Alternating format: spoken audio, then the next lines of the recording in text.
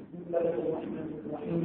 الحمد لله رب العالمين والعاقبة للمتقين والصلاة والسلام على رسولنا محمد وعلى آله وصحبه أجمعين. أما بعد، السلام عليكم ورحمة الله وبركاته.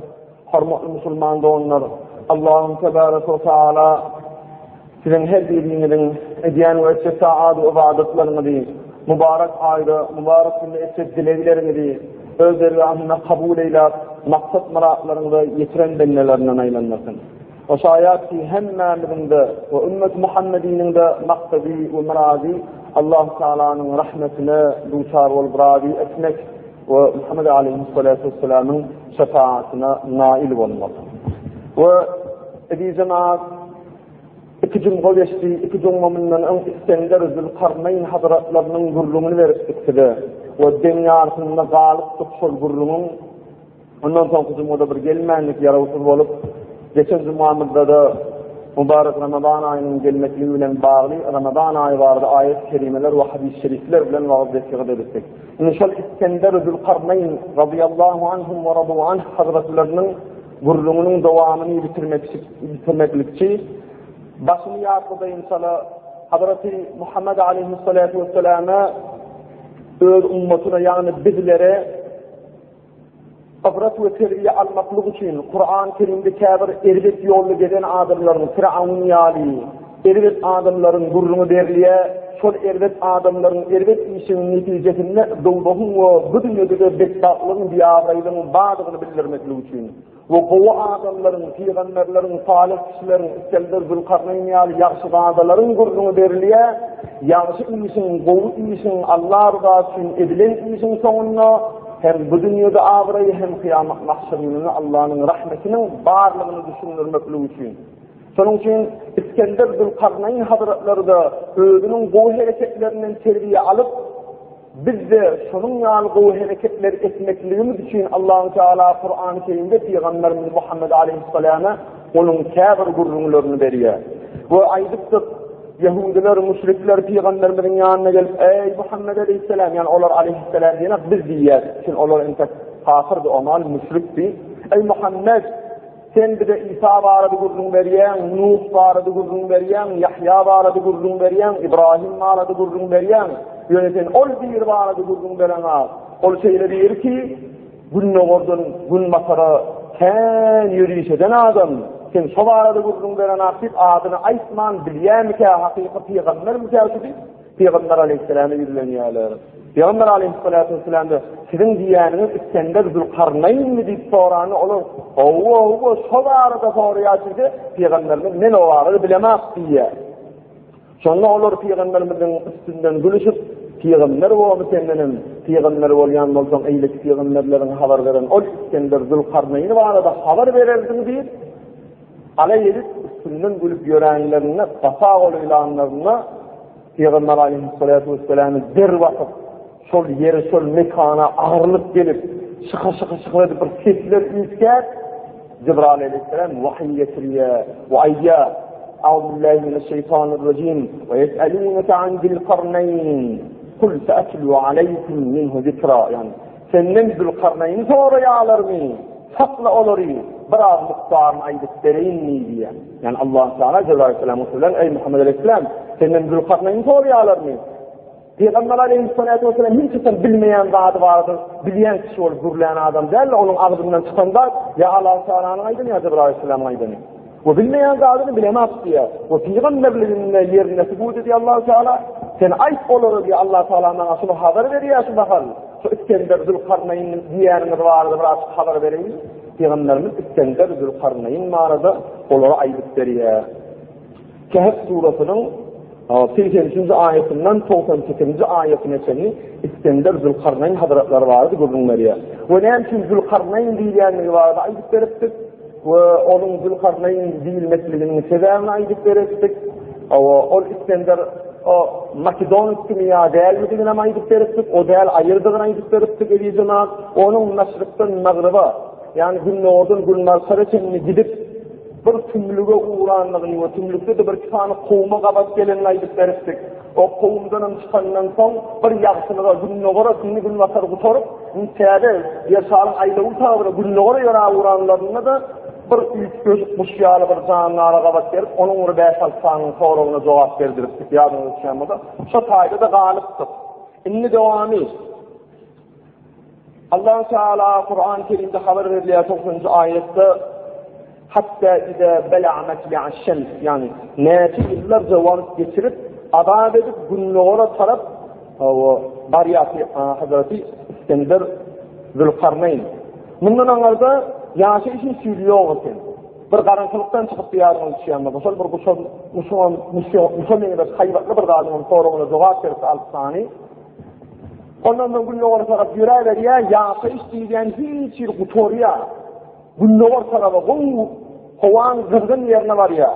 Ana şu yeri baranını yetip bilen yerine yetenden son şeyle bir kovma adamları qabatlaşıyor Hazreti Zülkarneyn. Onlar gülün kıssasından yana öy oğdar edilmeyeni bilmeyenlerler. Bir bağın aşağını, bir ulak yaprağın aşağını, bir kölöölerde ya da hatta tevir tekstilere göre ol adamlar eşilen geymenlerler. Lügayet bir tanıyazadır o Amazon kıtadası yaşayan. Son yalıdır yarım yanınız adamlar eken. Haber de İskender Zülkarneyn bunları dinine çağırıyor. Bunların haberini alıyor. Düşünçü bilen düşünçüye dinine gelenlere öz yanına alıyor, koyunlarını koyuyor, dinine gelmediklerini hemmetini kırıyor. Yani Ahab'ın halkını da kırıyor. Onları dinine davet ediyor. Sol vakitte şukuruna yetenine yankı müşriklere yağatlatmak için Allah-u Teala bir şeyle aydiye diyeceğim. وَقَدْ أَحَصْنَا بِمَا لَدَيْهِ كُبْرَى diye. Yani benim aydiyan dağdım tarihçilerin bir aydiyan sözyalı değerlidir. Bilip aydık durumlarını, yani ayet-i kerimeden ayet. Yani Allah-u Teala özüne haber verip durumunu, Allah-u Teala'nın tezidini ve Allah-u Teala'nın her bir aydiyan tezidinin mutlaktığını yağatladı ya. Şeydir İskender Hazretleri bundan geçiyor. İnni günnogorda bu vaklime yol uçuransan, gayra yol tutuyor Hazreti İskender Zülkarneyn ediyeceğim abi. Gayra yol tutuyor, sonuna bir dağırlığa, şeyler yere var ya, iki dağın arasında bir kovun ediyeceğim abi. Bir yaşaydı, iki dağlığa uğrayan, bu iki dağın arasında bir şeyle yaşayan kovuna varet ediyor. O kovun hiçbir diline düşünüp koyan adamlar değil diye. Ne işarete düşünüyorlar, ne gefesine düşünüyorlar. Yani İskender Hazretleri'nin ken ılımlı koşunlu adamları bolansan, eydip şu adamların dilini tapıyorlar. Ahir bir dilini tapıp haberini alanlarından sonra, 94. ayeti Allah-u Teala'na nece haber veriyor. Ol adamlar ayttılar, ey İskender Zülkarneyn, sen bir padişah adam, şu dağın anırsında Yecuz ve Mecuz diyen, yani bizim tanıyan Aciz, Mecis diyen bir kovumumuz var. Ol kovum olur aram dağdan değerli geçiyorlar, Kur'an-ı Kerim'e diyeceğim abi. Aram dağdan değerli geçiyorlar, bu bizi kıran zınağına verip, öldürüp, garip gidiyorlar dedi. Yani İskender Hazretlerine argay diyorlar. Onunla İskender'e diyorlar, ey İskender, senin gücünken bilen sana kömek edeli. Ne mi kömek edeli yani olsak? Sen sol aciz mecik değerlik geçmedi ya. Yecuz ve Mecuz kovmi. Kırgınlığa verilen ağabın kuduzlan kovun değerlikten geçip bize arar vermedi yani. Bir divar, bir galasalık bir olur değerlik geçip bize kıran zamana vermediler. Bize arar vermedi yani. Olurun yekece geçeliyordu var. Galaniyeten geçip bilen aklar olur. Taşta uğraşayan olmalılar. Yekece geçilen yer olmalı. Ondan geçip kıran zamana verip ağlam kırıp gidiyen olmalı. Mecuz diyen bir kovun, erdet ağabın kovun. Şolur değerlik geçip bize arar vermedi yani bir set, bir gala, bir divar grup verdiği İskender Zülkarneyn Hazretlerine hayiş ediyorlar. 95. ayet Nesinin okamlı o yüzden duasını çekli. İskender Hazretleri aydiya Allah-u Teala'nın bana mal dünya verdiği sizin pulumuda yani mal dünyanıda benim hiçbir ihtiyacım, mehtaçlığım yok diye. Görün diyen bazı benim gücüm, kuvvatımken, benim ırkılımken, bağlılımken sizin zatınız gerek değil deyip özümü öne sürmeye. Allah-u Teala'nın bana veren baylığı mal dünya diken, bana sizin mal dünyanız gerek gelmiyor. Yani terbiye almalı lazım ustaydın birevini özümden özüvert kılmövetsin mi? Men bayadım, men ırsalımken, men maşine verdim, men zaya verdim, men üylündürdüm deyip diline alma diyen ehem var ustaydı. Yani İskender Hazretleri padişah olup sonu diyemedi. Hatta neyse hoşunu olup, neyse ton kıdılı olsa da benim mal dünyam sizin kömüğünüz gerek gel diyemedi. Allah Teala'nın bana veren ihsanının rızkıken siz bana beden kömüğünü, el kömüğünü, ayak kömüğünü, iş kömüğünü yetiştiğiniz oluyor. Benim öz mal dünyam diye de öz kovunu bilen, yankı kovunu koşul şiyalarda büyürük veriyor İskender Hazretleri. Ne mi diye? Demir olsa yığınan diye. Bilen demirimiz, demir olsa yığınan diye. O söz demiri de uyuşur İskender Hazretleri şu iki dağın arasına geçeligeler, o zaman geliyen yerine öldürüyor demiri. Kat edip öldürüyor. Bu nis diyen demir var. Bunu alıp erediyor Hazreti İskender. Kovunu büyücü. O da orada ne edip erettik ya, o da orada ne edip öldük ya diyemelerle diyeceğim abi. Allah-u Teala bardadı ihsan etse, her bardak kun sayetun. Bol bilgi, bol veriyor. İskender Hazretleri o yayınları ona sebepkar oluyor. Demirler öğrüp, demiri ullukan bir oğuzunun dolu rağada körük bilen yakıp kızdırıyorlar. Yani öğrülen demirler kızgın ha, o bir demir kızanına bir kıpkızıl hale gelmeyen kırmızı hale. Son yal kızdırıyorlar, iredilen neydi de daşını galip tutturup, sol öğrülen demirin üstüne uyduruyor İskender Hazretleri. Şunluk ne? Öğrülen demirin üstüne, öğrülüp kızdırılan demirin üstüne neyse eredip, çok üstüne uyuyorlar, galip ediyorlar yani. Şeyle var, ders oluyor, inni ol Ya'cuc ve Ma'cuc'un kovmi Ma'cuc, ne onu deşip geçiriyorlar, ne de onu aşık geçiriyorlar, aşık oldular, tutara hiçbir dağ, demiri dağıdır sanıyorlar, tiyip duran tiyipiya, deşelliği dedi, demir mink eredip koyuyor, onu anka, bron diyen yanında anka deşip geçip olmuyor. Şeyde İskender Hazretleri, yankı divarı, kaldırıyor, o şu divara bakıp şeyle tüz diye edeceğim abi. Yani bu Vîsadillah şunlar ayrı okuyor, Vîsadillah. Ama uzak vaktler azap edilip edilen iş sol. Yecüc Mecüc gelmesin, şu kovun Müslüman oldu, men dinim kabul etti, Allah'ın bir bildiği, halaraya haramdan kaçmakla o söz verdi, şimdi Müslüman doğanlar mı? Şoları kömür ediyor, elbet zalim adamların zulmünden sıkmanı kömür ediyor. Bolondan son divarın dersine çok falan dersine geçip 98. ayet İskender Hazretlerinin diyen sözüne söylediğiniz zaman bizim de terbiye almalı da adımız Euzubillahimineşşeytanirracim Kâle hâdâ rahmetun min Rabbi diye. Yani ayya Allah-u Teala'nın lütfu keremi oldu, Allah-u Teala'nın rahmeti ihsanı oldu diye vaysediyor. Yani seyredinden padişah olup şunca koşulum bilen, şunca bağlılığım bilen, burça demirleri getirdim, miğe eredip buydurdum. Böyleyenim ben sağ olup, sağ olup izleyen işimi, seyredim ben büyüdümü deyip hayvat atmadı diye. Bir gırayetip, ediz bir halla, elhamdülillah Allah Teala bana seyretti, Müslüman doğumlarımız zulümden çıkarmakla uçuyun. Görün Allah Teala'nın ihsanını, görün Allah Teala'nın rahmetini, Allah'ın rahmeti bilen, Allah'ın büyükçilerine bilen, Allah'ın kömür etmeyi bilen bu galanı kaldırdık deyip, Allah'a şükretti diyor. Ama biz ne edeceğiz cemaat? Görün neyi zahir aldım, görün ben neyi sonkuma değil, maşin aldım, plan ettim. Hisasen Allah'tan taşa düşmelerle diyeceğim abi. Her bir dağda Allah-u Teala veriyenler, her bir dağda Allah-u Teala alyanlar. Bu Allah-u Teala bir dağda verse, mesela maydalı bağlılık verdi. Sol bağlılığın kapısının bir kıskançlığın veriyor. Senin sol bağlılığı şükürhanan, sol kıskançlığı yenip, tahiy olmaklığın. Ve şu verilen bağlılığı halala, soğuk haramdan saklamaklığın. Ana Allah-u Teala şükrün. Ana Allah-u Teala'dan sol ırkı bilmekliğin. Ol Allah Teala'dan ırkı, gelen ırkının Allah'dan bilmeyen adamlar, men falan ettim, öldüm adamım, öldüm ettim, İslam'ı edecek, bana öğretme, men namaz okuyacak, okumadan okuyacak gel, İslam'dan kazına olacak, İslam'dan yeni bir rada edecek, deyip, Allah'dan gelinliğini bilmeyen için veya bildi diye Allah'dan geldi, Allah'a verdi şükür ediyeni başına kıstavuşun altına sadaka ediyen, yani sadaka edin diye aydınlığı değildi. Yani Allah Teala'nın dine kıyın gününe duşar olun da yaslamalı değil. Seni yoksun bari bir havadan din Allah'yan Allah'ın her bir zatı, her bir halikarda bir demir edip yaratmadığına, bir plasmas edip yaratmadığına, bir ağaç edip yaratmadığına, bir sinir edip veya bir zanlar edip yaratmadığına şükür etmeli. İnsan ediptir. İnsanın içinde de elhamdülillah sağ salamet getiriyorsunuz. Ve onun içinde de yer şarının yüzünü, insaniyetin yaşayını, ta ki Adem Aleyhisselatü Vesselam'dan Muhammed Aleyhisselam'ın en hormatı ulu olan Peygamber Muhammed Aleyhisselam'ın ümmeti edip yaradıktır.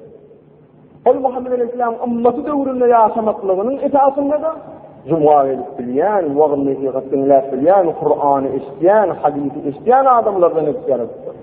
Bizim şükürhanamız Allah'a hamd cenabı nemede olmalı. Dilimizde elhamdülillah Allah'a şükür Allah Teala şunu yalnız yarattı diymek değil. Onu da elbette diymeli. Amalımı bilen. Ne ile amal? Halal yolunda kıyıya yapışmak Allah buyurdu bana. Şunu şu dünya ve o dünya bir hayrım vardır da Allah buyurdu. O yine ne? Allah Teala haram etti. Men şu iş etsem Allah menden nereden olurdu? Sol işten kaçmaklık, haram işten kaçmaklık. Ama hakikati şükür, ol şükür edilecek Allah'ın halalına yapışıp, halamadığından nehyeden dağından kaçmaklık hakikati şükür, bu hakikati hamd-ı senaşodur. Şimdi dedenin öyle onu övüyen, sonun övme layıktığını bilensen sonra boyunmalıyan. Dilinde Allah'ı ananyan Allah vardır, Peygamber'i ananyan Peygamber Aleyhisselam Allah'ın kuludur deyip, namaz okar, hamala Allah'ın tanımayan yali, hamala şu Allah'ı sevdi etmeyen yali haram işgelerini ansatçak edebilen adamın imanı %1% ya vardır ya yoktur. Çünkü senin tanıyan Allah'ını, senin tanıyan perişteni, senin tanıyan peygamberini şeytan aleyhillâhını da tanıya, senden hak kovrak da biliyor. Ne için şeytan aleyhillâhına lahanatı duşar ol şeytan haline geldi? Burada vurup perişteler kapaklarına bağırlar. Allah'a boyun bolmazlıktan şoguna geldi. Yani siz de şu hale gelmeyecek olduğunu bir zaman Allah Teala her işte boyun olmalı. Yine de şu kayda bilmeli lazım edildiği zaman şu ecik vardı. Kendi gürrünler aydılıya, kendi rivayetler aydılıya. Yani kıyamada ahir gelenle ecik göremeli, falan etmeli deyip. Hakikatten hadisler var. Yani Yecüc deyilen bir doğru gelen Allah Teala şol İskender Dülkarneyn'in bekeden sesini, galakını yarmalı. O şey Yecüc döremeli. Yani ente ol yarlanma değil ki alimler aydıktırlar. O Mongolluğun yerin yüzüne ulukçun astıran vaktinde ana şu Mongolluğu şu Yecüc deyilen kovum şu ya Kıtaylar yerin yüzüne bakvalacak olanla aynı şu Kıtaylar şolar deyip. Her bir rivayet eden alimler var yani olan hiçbir doğru değil diyeceğim abi. Yecüc ve Mecüc deyilen kavim Allah tarafından bir iyidirli kavim değil ve çekip çıkarılacak kavim değil, karşısında uçup bilinecek ve yenilecek bir kavim değil. Onu kıyamet ahir olur gelenle olur. Turcuk alimlerin haber vermeyene göre sol ses kala yarılıp geçecekler o adamlara yeni yeni uluk sınastıracak olur. Yani İsa Aleyhisselatü Vesselam o Allah'ın Mehdi Hazretleri gelenle rivayetleri ve dua dile edip onları yeni yüzünden yok edip kırgınçılığa vereceğiz Cenab-ı. Yani ensek ol yarılmadık. Yeni de yankı rivayetten terbiye almalılarını diyeceğiz. Ahiret günü yaslar sol İskender Hazretleri ne etti? Biz durmuşumuzda terbiye almalılarını. Zulmü uçuran öz Müslüman doğanlarına kömek etti. Yani kıyınçılıkta kalma olur dini davet edip, dini kabul edenden sonra Yecüc öğünüz ne emeseniz öğünüz olmuşsun o belanı bilen deyip gitmedi. Müslüman doğanlarının ayarlarının, yıllarının çağlarının zulmü uçuramalılığı için onları kömek etti. Biz de şundan teriye almalıyız. Öz bir Müslüman doğanımız zulmü uçuran olsa, başka bir Müslüman doğanın kıyınçılık çekiyen olsa, Allah Teala Kur'an-ı Kerim'de İskender'in sol eden hareketini övüyanmadı. Biz de övülenlerden olacak olduk. Koğaf yarışını önde olanlardan olacak olduk. Müslüman da onun kıyın günü vaka arkayın iyi biçip yatma. Musulman da onun ağaç günü, bergidar günü vaka arkayın bir derek dünya malına pul kovurma, gerekkel dağlar satın alıp görmedi, gitti şu Musulman da onun kömöğüne.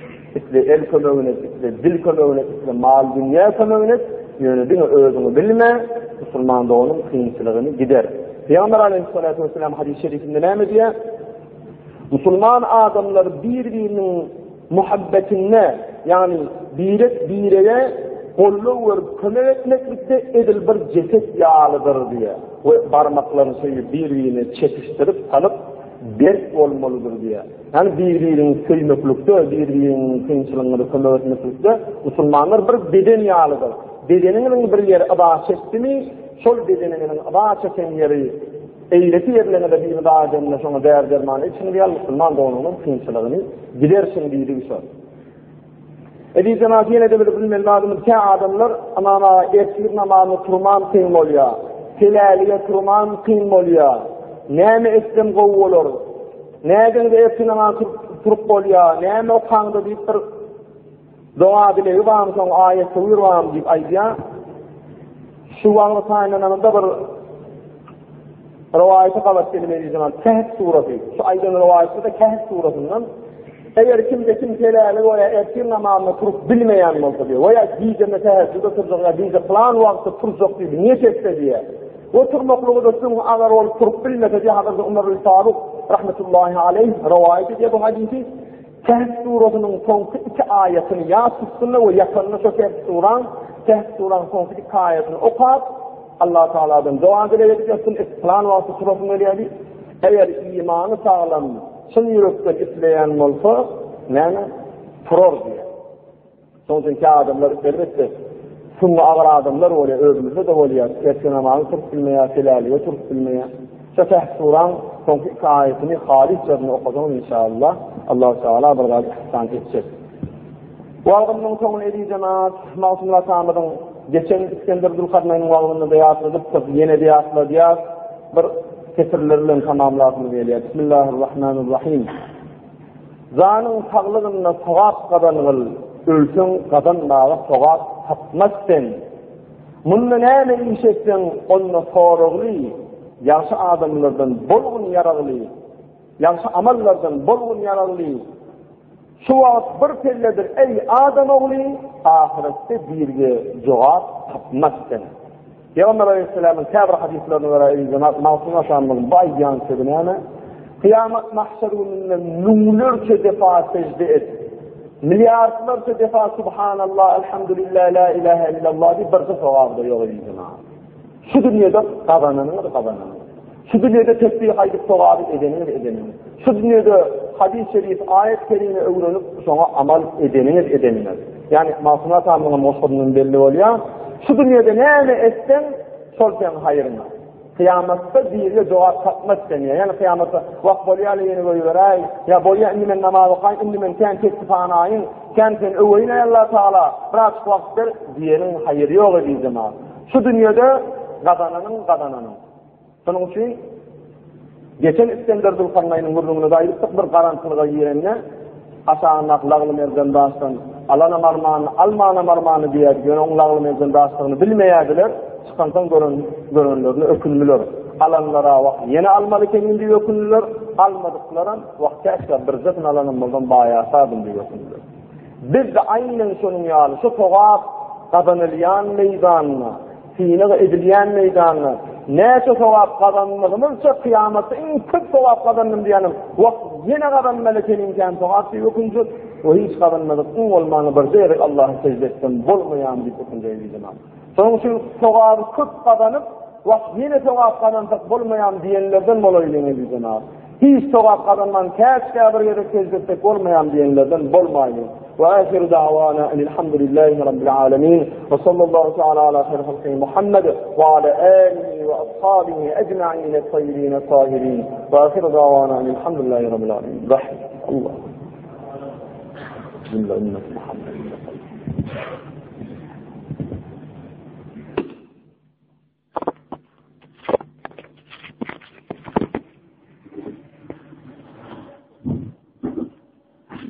بسم الله الرحمن الرحيم